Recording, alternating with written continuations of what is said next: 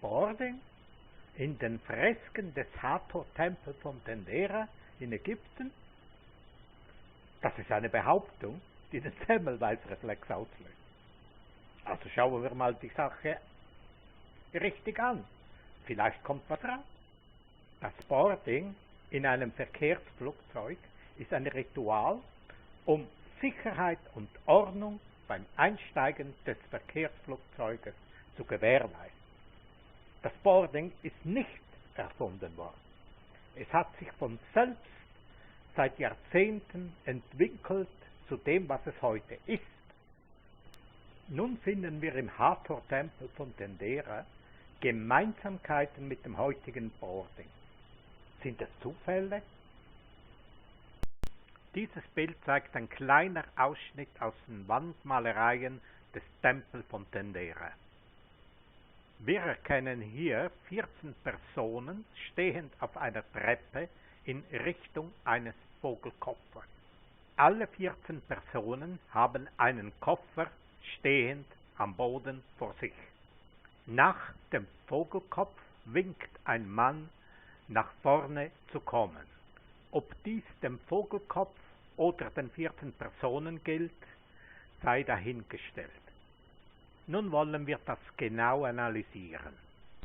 Bei diesem vergrößerten Ausschnitt sieht man, dass der besagte Koffer fast identisch ist mit einem heutigen Trolley, also einem Rollkoffer, das man hinterherziehen muss. Nun kommt ein zweiteiliges Bild, das oben ein Teil der Fresken von Dendera zeigt und unten das heutige echte Boarding. Nun stellen wir die Hypothese auf, dass die 14 Personen mit dem Koffer die Passagiere seien, der Vogelkopf der vordere Teil des Flugzeugs darstelle und der Mann ganz rechts, der zuwinkt, ein Bodenpersonalmann sei.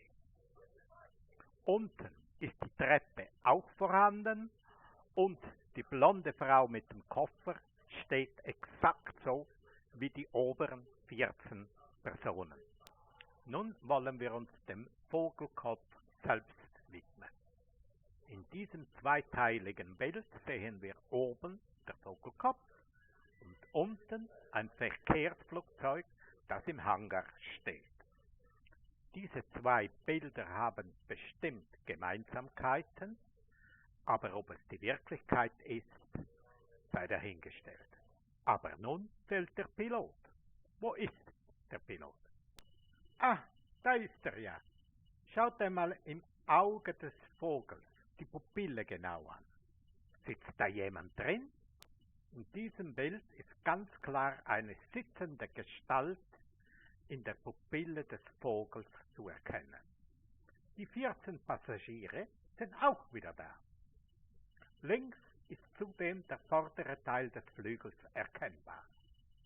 Nun überlasse ich euch selbst, die Schlussfolgerungen aus diesen Bildern zu ziehen. Zum Schluss eine rein hypothetische Frage dazu. Würde auf einem anderen Planeten mit einer ähnlichen Technik wie wir haben und mit zweibeinigen Lebewesen sich das Boarding anders entwickeln? Das glaube ich kaum. Vielen Dank fürs Zuhören.